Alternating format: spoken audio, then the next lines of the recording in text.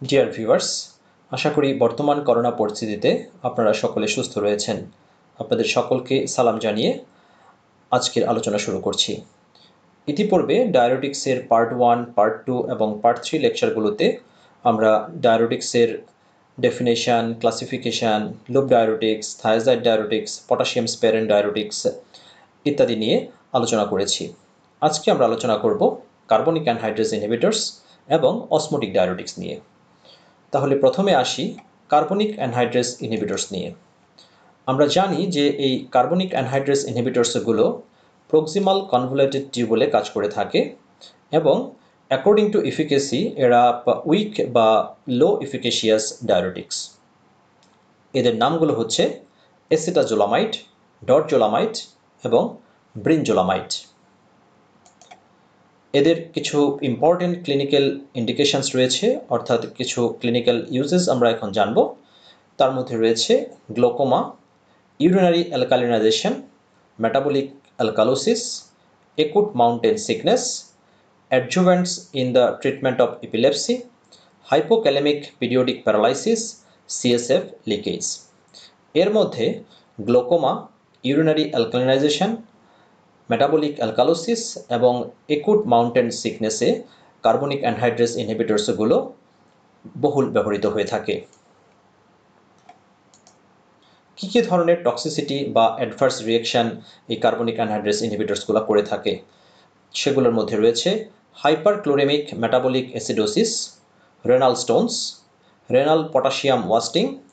অধিক মাত্রায় যদি কার্বনিক অ্যানহাইড্রেজ ইনহিবিটরস ব্যবহার করা হয় সেক্ষেত্রে ড্রাউজিনেস এবং প্যারাস্থেসিয়া হতে পারে এবং হাইপারসেন্সিটিভিটি রিয়েকশন। এখন আসি এই কার্বনিক অ্যানহাইড্রেজ ইনহিবিটরসগুলো কিভাবে কাজ করে। ডেসক্রিপশনটা পড়ার আগে আমরা একটু ছবি দেখি। এটি হচ্ছে প্রক্সিমাল কনভলিউটেড টিউবুলের ইপিথেলিয়াল সেলকে ম্যাগনিফাই করে দেখানো হয়েছে। এটি হচ্ছে নেফ্রনের লুমেন, প্রক্সিমাল কনভলিউটেড টিউবুলের epithelial cell, luminal border, interstitial border এবং এটি হচ্ছে ইন্টারস্টেশিয়াম। প্রথমে আসি যে এই সেলটিতে নর্মাল কি ঘটনা ঘটছে। এই ইন্টারস্টেশিয়াল বর্ডারে একটি অত্যন্ত ইম্পর্টেন্ট পাম্প রয়েছে যার নাম হচ্ছে সোডিয়াম পটাশিয়াম এটিপিএস পাম্প। আমরা জানি এই পাম্পের কাজ হচ্ছে সেলের ভিতর থেকে 3টি সোডিয়ামকে বের করে দেওয়া এবং বাইরে থেকে 2টি পটাশিয়াম সেলের ভিতরে ঢোকানো। অর্থাৎ সবসময় সেলের ভিতরে একটি নেগেটিভিটি মেনটেন করে এই সোডিয়াম এটিপিএস পাম্প। এই নেগেটিভিটিকে কাউন্টারঅ্যাক্ট করার জন্যে লুমিনাল বর্ডারে যে সোডিয়াম হাইড্রোজেন কাউন্টার ট্রান্সপোর্ট রয়েছে তার সাহায্যে লুমেন থেকে সোডিয়াম এই সেলের ভিতরে চলে আসে এবং সেল থেকে হাইড্রোজেন বাইরে বের হয়ে আসে। যখন হাইড্রোজেন বাইরে বের হয়ে আসে তখন লুমেনের মধ্যে থাকা বাইকার্বনেটের সাথে মিলে তৈরি করে কার্বনিক অ্যাসিড। এই কার্বনিক অ্যাসিড কার্বনিক অ্যানহাইড্রেজের সহায়তায় ভেঙে তৈরি হয় পানি এবং কার্বন ডাইঅক্সাইড। এই কার্বন ডাইঅক্সাইড লুমিনাল মেমব্রেন দিয়ে ডিফিউশন হয়ে সেলের ভিতরে এসে সেলের ভিতরে থাকা পানির সাথে কার্বনিক অ্যানহাইড্রেজের সাথে যুক্ত হয়ে তৈরি করে কার্বনিক অ্যাসিড। যেই কার্বনিক অ্যাসিড ভেঙে তৈরি হয় হাইড্রোজেন আয়ন এবং বাইকার্বনেট। এই বাইকার্বনেট ইন্টারস্টেশিয়াল বর্ডারে সোডিয়ামের সাথে কো ট্রান্সপোর্টের সাহায্যে রিঅ্যাবজর্পশন হয়ে যায় এবং এই হাইড্রোজেন সেই সোডিয়াম এর সাথে কাউন্টার ট্রান্সপোর্টের মাধ্যমে লুমেনে চলে এসে আবার সেই বাইকার্বনের সাথে বাইন্ড করে আবার সেই আগের মতন প্রসেসটি চলে।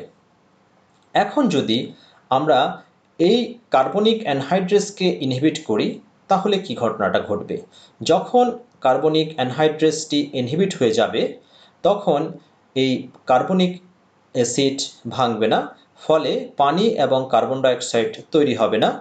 ফলে এই কার্বন ডাইঅক্সাইড সেলের ভিতরে না আসার কারণে এখানে পানির সাথে অ্যাড হয়ে কার্বনিক অ্যাসিড তৈরি হওয়ার কোনো সুযোগ থাকবে না এবং এই কার্বনিক অ্যাসিড ভেঙে হাইড্রোজেন এবং বাইকার্বনেট হওয়ার কোনো সুযোগও থাকবে না। ফলে এই কার্বন বাইকার্বনেট রিঅ্যাবজর্পশনের কোনো সুযোগ থাকছে না এবং হাইড্রোজেন আবার লুমেনে আসার কোনো সুযোগ থাকছে না। অর্থাৎ এই লুমেনের ভিতর বাইকার্বনেট কিন্তু থেকে যাচ্ছে, যেই বাইকার্বনেটগুলো পরবর্তীতে ইউরিনের সাথে পানি নিয়ে বের হয়ে আসবে এবং ডাইউরেসিস করবে।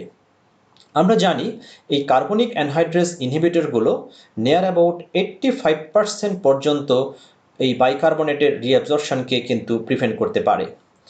এখন স্বভাবতই একটি প্রশ্ন আসবে যে এখানে তো সোডিয়াম রয়ে গিয়েছে, তাহলে এই সোডিয়াম কি পানিসহ বের হয়ে যাবে না? এখন এর উত্তরে বলতে হবে, এই যে সোডিয়াম রিঅ্যাবজর্পশন হলো না এই কার্বনিক অ্যানহাইড্রেস ইনহিবিটর ব্যবহার করার ফলে, এই যে সোডিয়াম পরবর্তীতে লোপোফেনলি এবং ডিস্টাল কনভলিউটেড টিউবুল এর বিভিন্ন পার্টগুলোতে যে ট্রান্সপোর্টার রয়েছে তার মাধ্যমে কিন্তু রিঅ্যাবজর্পশন হয়ে যাবে।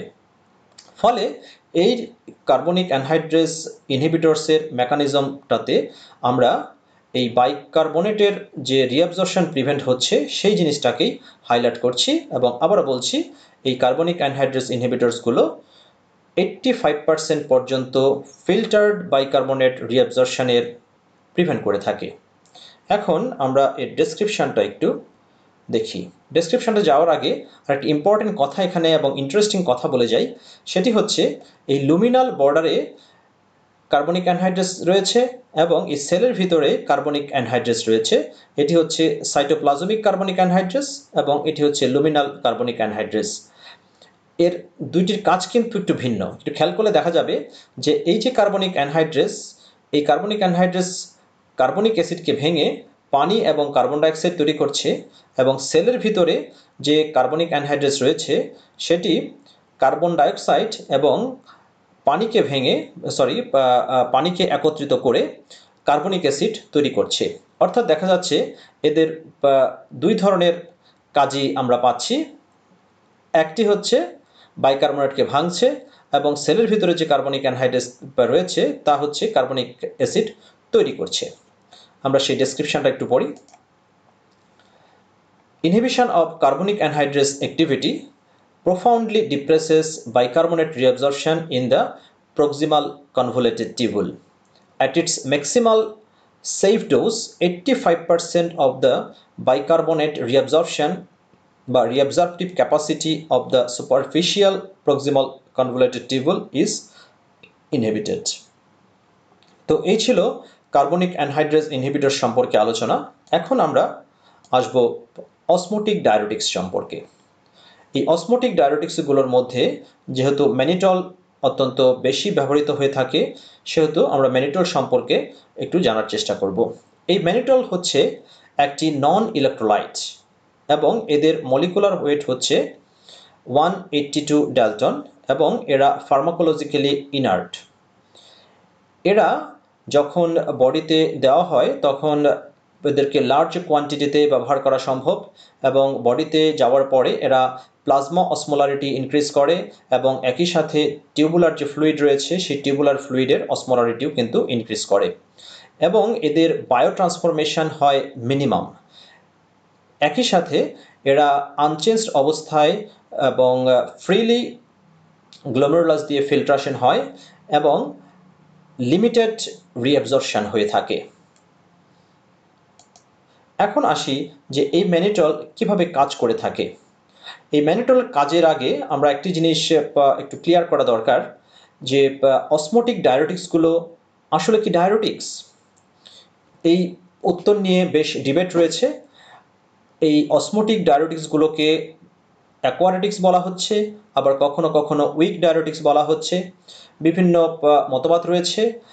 একটি মতবাদ রয়েছে যেহেতু এই অসমোটিক ডায়োরেটিক্সগুলো খুবই নগণ্য পরিমাণে বা কখনো কখনো এরা সলিউট এক্সক্রিট করতে পারে না, সেহেতু এদেরকে অ্যাকোয়ারেটিক্স বলা উত্তম। অন্যদিকে আরেকটি মতবাদ রয়েছে যে এরা যেহেতু অল্প পরিমাণে সলিউট এক্সক্রিট করছে, সুতরাং এদেরকে উইক ডায়োরেটিক্স বলাই বেটার।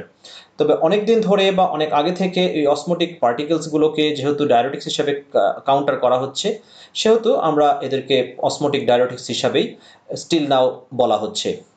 তো এরা কিভাবে কাজ করে? সেই কাজ সম্পর্কে যদি আমরা একটু জানি তাহলে জানতে হবে যে এরা প্রক্সিমাল কনভলিউটেড টিউবুলে ওয়াটারটাকে ধরে রাখে, ফলে প্রক্সিমাল কনভলিউটেড টিউবুলের যে কন্টেন্ট রয়েছে সেই কন্টেন্টগুলো ডাইলুট হয়ে যায়। ডাইলুট হয়ে যাওয়ার কারণে সোডিয়াম ক্লোরাইডের রিঅ্যাবজর্পশনটা কিছুটা হ্যাম্পার হয়। 2 নম্বর একটি মেকানিজম রয়েছে, সেটি হচ্ছে থিক অ্যাসেন্ডিং লিম্ব অফ লুপোফ্যানলিতে বিভিন্ন ধরনের যে ট্রান্সপোর্ট রয়েছে সেই ট্রান্সপোর্টগুলোকে এই ম্যানিটল হচ্ছে ইনহিবিট করে, এবং সেটা কিভাবে করে সেটার মেকানিজমটা স্টিল নাও আননোন। এই ম্যানিটল বা অসমোটিক ডায়োরেটিক্সগুলো যেহেতু সেলের ভিতরে ঢুকতে পারে না, এরা এক্সট্রা সেলুলার যে ফ্লুইড রয়েছে সেই ফ্লুইড ভলিউমকে এক্সপান্ড করে বা বাড়িয়ে দেয়। অত্যন্ত ইম্পর্ট্যান্ট একটি মেকানিজম এই ম্যানিটলের রয়েছে। এই mannitol renal blood flow increase করে, স্পেশালি মেডুলাতে যখন রেনাল ব্লাড ফ্লো বাড়িয়ে দেয় তখন মেডুলারি হাইপারটোনিসিটিটা কমে যায়। এই কমে যাওয়ার কারণে সল্ট যে রিঅ্যাবজর্পশন সেই রিঅ্যাবজর্পশনটাও কিছু অংশ কমে যায়। তো এইভাবেই অসমোটিক ডায়োরেটিক্স বা ম্যানিটল কাজ করে থাকে। এখন আসি যে এই অসমোটিক ডায়োরেটিক্স বা ম্যানিটল কী কী পারপাসে ব্যবহার করা হয়ে থাকে। তার মধ্যে acute congestive glaucoma, head injury, stroke, to maintain GFR and urine flow in impending acute renal failure. কী কী ধরনের টক্সিসিটি এরা করে থাকে? তার মধ্যে রয়েছে হেডেক, নাউজিয়া, ভমিটিং এবং হাইপার সেন্সিটিভিটি। কিছু কন্ডিশন রয়েছে যেই কন্ডিশনগুলোতে আমরা এই ম্যানিটলকে ব্যবহার করতে পারি না।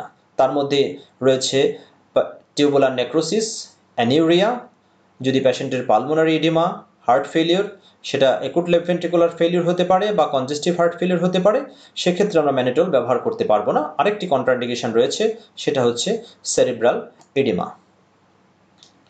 তো এই ছিল কার্বনিক অ্যানহাইড্রেস এবং ইনহিবিটরস এবং ম্যানিটল সম্পর্কে মোটামুটি বিস্তারিত আলোচনা। পরবর্তীতে নতুন কোনো লেকচার নিয়ে আবারও আপনাদের সঙ্গে কথা হবে। সেই পর্যন্ত সকলে সুস্থ থাকবেন, নিরাপদে থাকবেন, সেই প্রত্যাশায় বিদায় নিচ্ছি। ধন্যবাদ সবাইকে।